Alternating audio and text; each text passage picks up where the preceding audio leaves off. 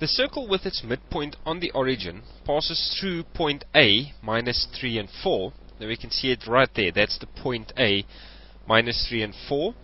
And it also intersects the x-axis at point C. So we know that point C there is on the x-axis.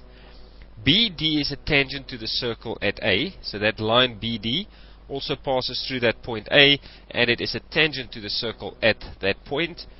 B is a point on the x-axis. Right, so B is a point right there on the x-axis, and CD is parallel to the y-axis, which means that point D will have the same x-coordinate as point C, because the line is going perfectly vertically upwards.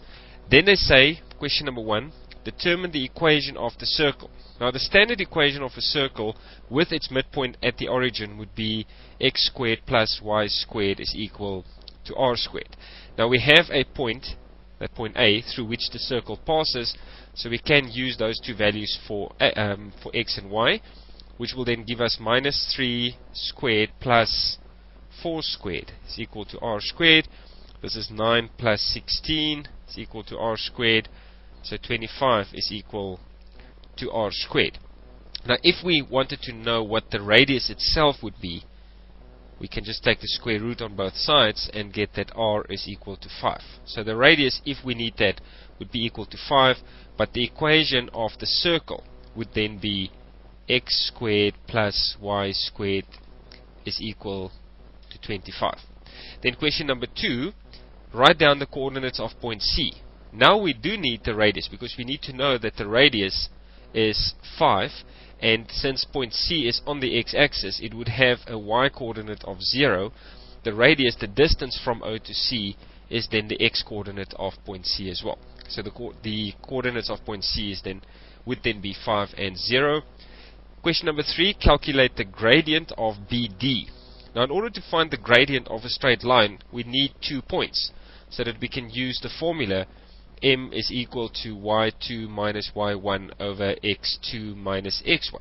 Sometimes they don't use m, they use a as an indicator of the gradient. Doesn't matter, it's just a symbol, but we still need 2 points.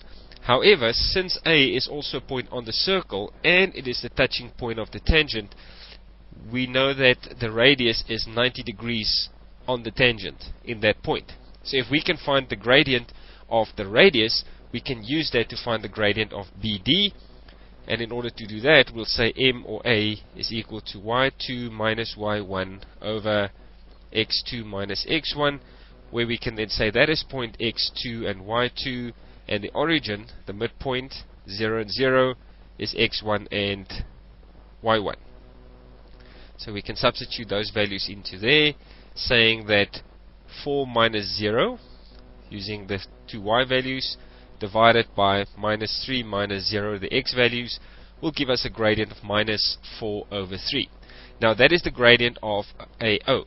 The gradient of BD, which is perpendicular to AO, gradient of BD, can be found directly by using the opposite inverse of the line on which it is perpendicular.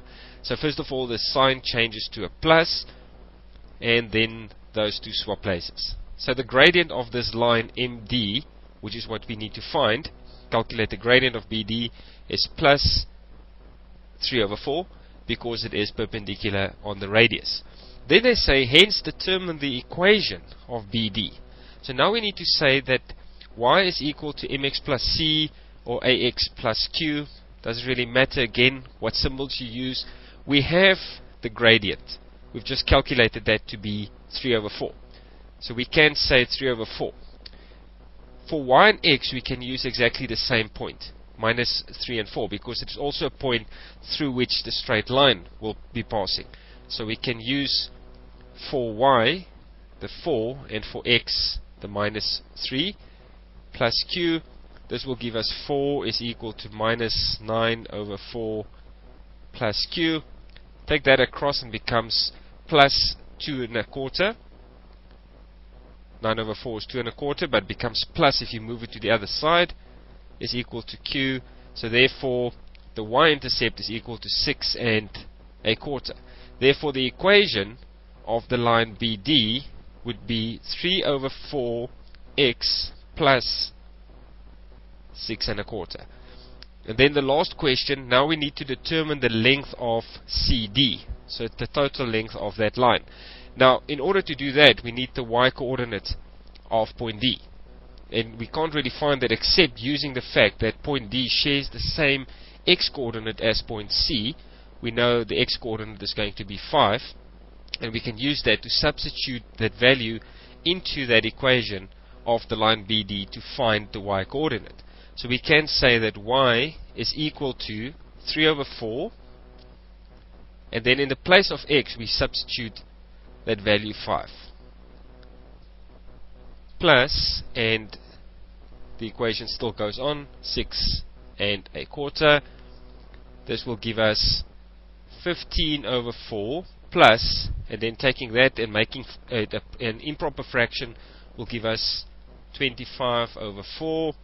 This will then be a total of 40/4 is equal to 10.